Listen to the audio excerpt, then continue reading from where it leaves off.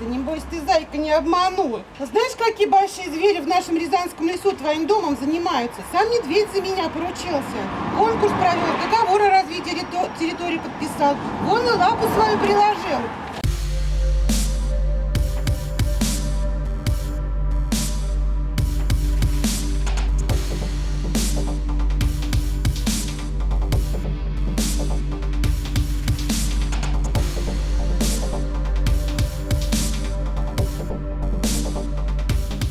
Продала свой дом в деревне, недостроенный, правда. Взяла ипотеку, купила здесь квартиру в надежде, что я скоро заселюсь сюда. Сдачи не видно.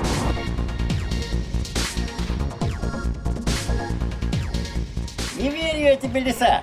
Вон в Рязанском лесу тебя не очень жалуют. Говорят, обманывать мастерица. Ты что, ужасный?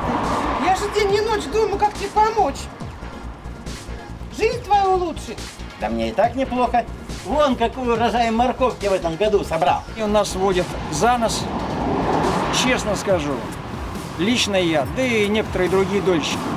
Мы не хотели бы всем этим заниматься, но приходится.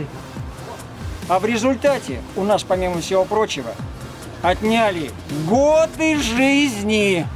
Жизнь не так велика.